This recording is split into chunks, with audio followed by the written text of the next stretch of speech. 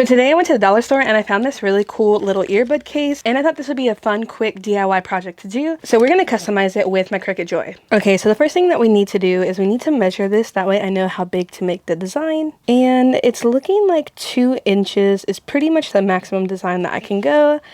So about 2 inches, 2.5 inches, but I think I'm just going to keep it at 2 inches just to play it safe. So now I can come into Cricut Design Space and I can select my artwork.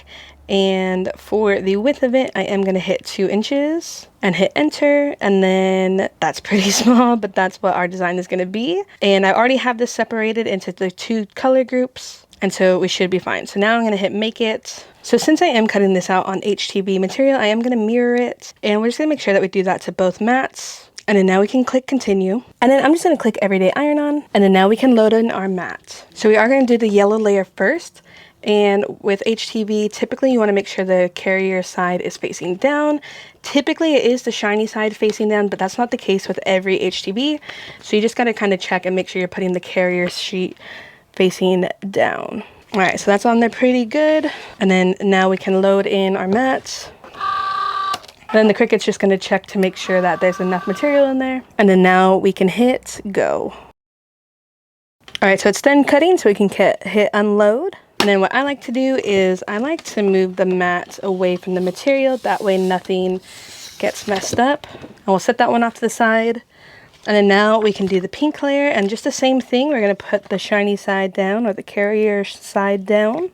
Press that on, and then we can load up our mat. If you want to use the same material that I'm using, I got this from 143vinyl.com. Make sure you check out the link in the description. So it's done, so now we can unload. So now we can set that off to the side, and then we can remove this vinyl from the mat and just do the same thing, removing the mat away from the vinyl. And then I always try to make sure I put the top for the mat on as quickly as possible. That way it minimizes it getting dirty. So now it's really hard to see, but our design is cut out on there. And so what I'm going to do is I'm just going to trim out this little part just like that, and then save this for later, and then trim this part out as well. So now the next thing that we need to do is we need to weave these. So I'm going to use this little pen that I have.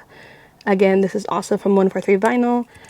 The reason why I buy products from that company so much is because it is quality, and I've found that this specific kind of HTV works really well when you're trying to do small details. So we're just going to carefully pull this back. We want to make sure that we're not losing any of our pieces. You just got to get these little pieces out from the smiley face. And then there we go. So that's pretty good. That's why I like this vinyl. These are very small pieces that we're working with, and that looks really good. So now we can do the pink. The carrier sheet is a little bit sticky, so sometimes it makes this process a little hard.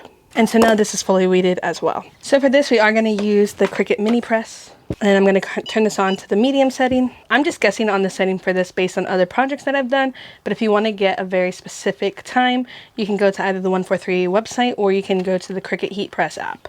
So this is heated up, so I am going to preheat this just a little bit, and nothing too crazy.